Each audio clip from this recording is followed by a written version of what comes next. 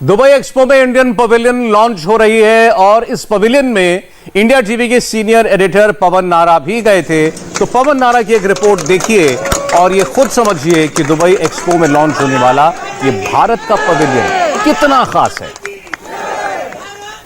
Dubai expo 2020 में भारत की अंतरिक्ष महाशक्ति पूरे विश्व को दिखाई देगी।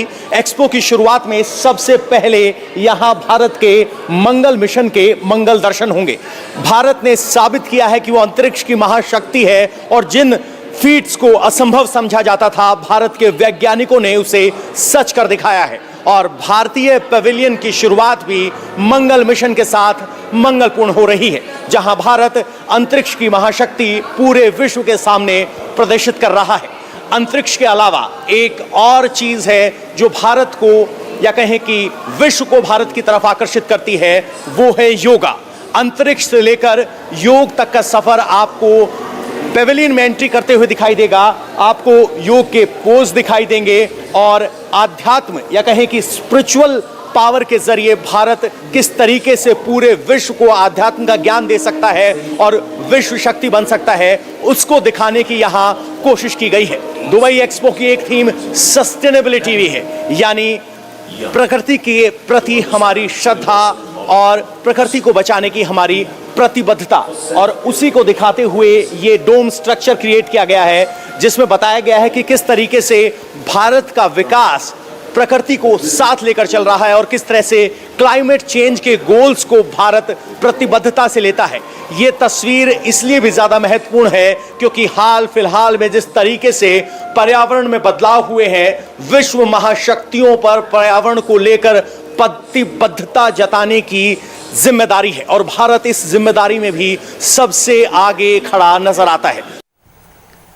तो बस थोड़ा सा इंतजार और बाकी है, क्योंकि प्रधानमंत्री नरेंद्र मोदी ने खुद ये कहा था कि अब से थोड़ी देर के बाद वो इस पवेलियन के लॉन्च पर, भारत के पवेलियन के लॉन्च पर देश दुनिया को संबोधित करेंगे। और देखिए, उन्होंने ट्वीट भी किया था कि आई कॉल अपॉन, मैं सबको आमंत्रित करता हूं कि एक्सपो 2020 दुबई में इंडियन पवेलियन में जाएं और वहां जाकर भारत की झलक देखें और ये उनको पता चले कि हमारा जो देश है वो कैसे इकोनॉमिक तौर पर कल्चरल कोऑपरेशन के लिए दुनिया भर में इस वक्त विस्तृत कदम उठा रहा है, बड़े बड़े कदम उठा रहा है। तो थोड़ी देर में प्रधानमंत्री खुद लाइव होंगे, उन्हीं का इंतजार है। और दुबई में इस बीच इंडियन पवेलियन लॉन्च हो रहा है।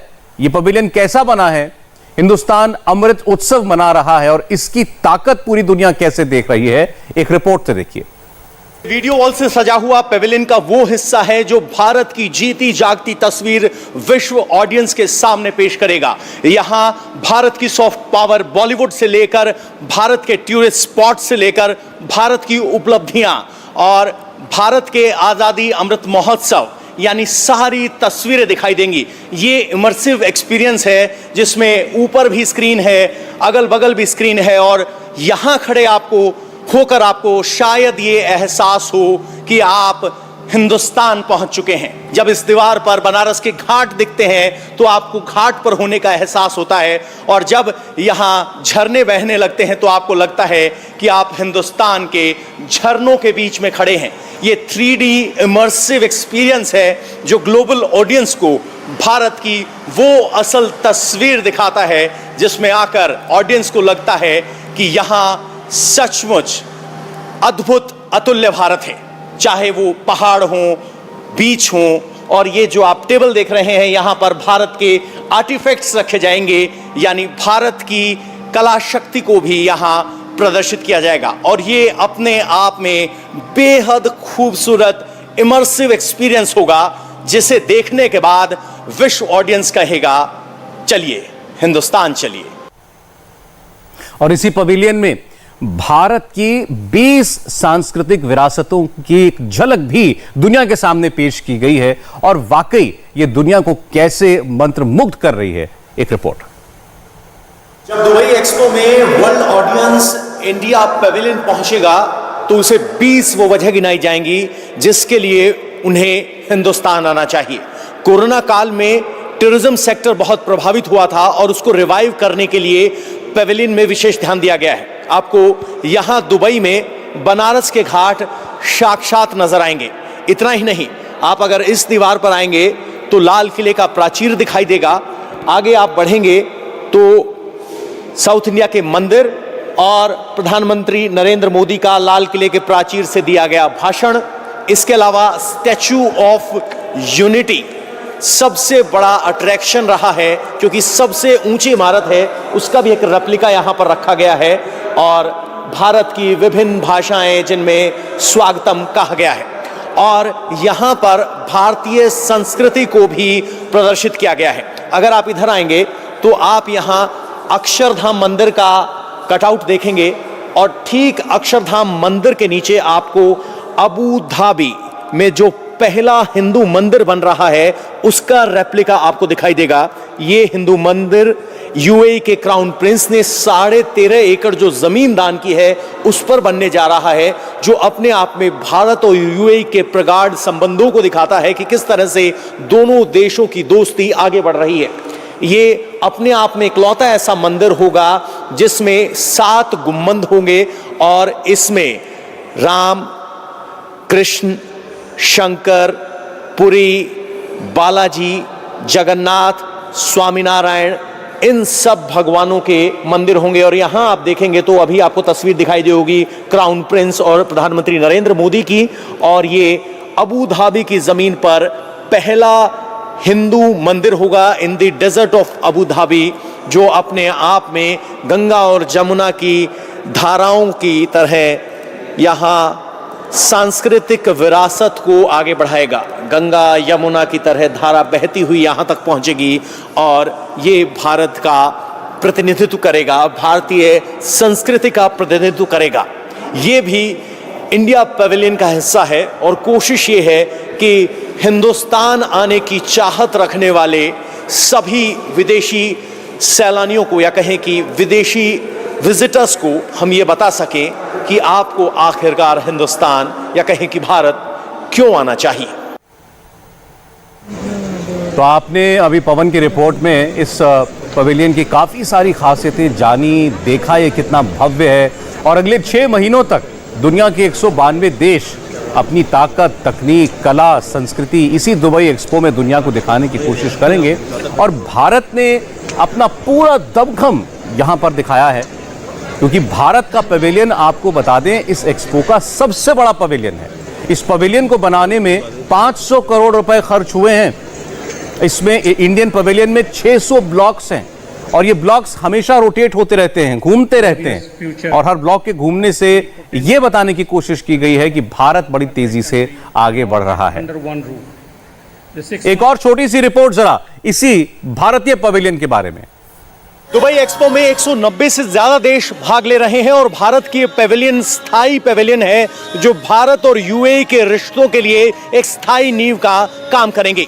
इतना ही नहीं, दुबई की इस एक्सपो में भारत की पवेलियन में 15 से ज्यादा राज्य हिस्सा ले रहे हैं और हर राज्य यहां कुछ हफ्ते के लिए अपने राज्य के वेशभूषा, विविधता और इंडस्ट्री को रिप्रेजेंट करेगा।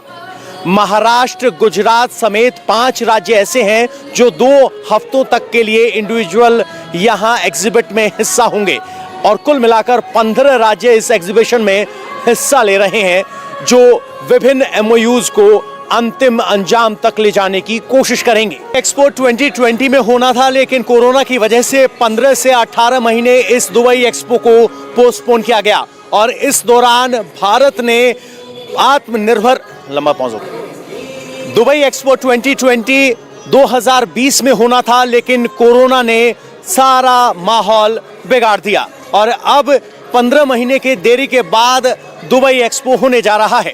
इस दौरान भारत ने आत्मनिर्भर भारत पर जोर दिया है। तो आपने वजह भी जान ली पवन की इस रिपोर्ट से कि इसे एक्सपो 2020 क्यों कहा जा रहा है दुबई में।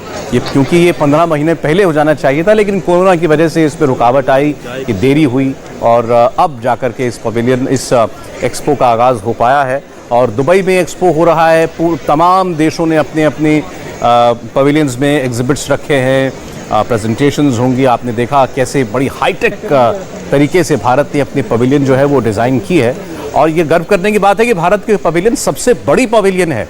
600 करोड़ रुपए जिसके ऊपर खर्च हुआ हो आप समझ सकते हैं कि वहाँ पर कितनी भारत ने तैयारी की होगी। केंद्रीय मंत्री पीयूष गोयल वहाँ पर मौजूद हैं और बहुत सारी हस्तियाँ हिंदुस्तान से आज इंडियन पवेलियन के इनॉग्रेशन के मौके पर वहाँ पर गई हुई हैं। और जब इंडियन पवेलियन के बारे में प्रधानमंत्री मोदी थोड़ी देर में बताएंगे तो आपको और पता चलेगा कि क्या इसकी खासियतें हैं। लेकिन आपने देखा जब ये फीता काट कर, ये रेड रिबन काट कर इस पवेलियन का आगाज़ किया गया, दुबई के कोई अधिकारी शायद मंत्री होंगे वो वहाँ पर थे। भारत की तरफ से केंद्रीय मंत्री, कैबिनेट मंत्री पीयूष गोयल वो यहाँ पर मौजूद रहे हैं।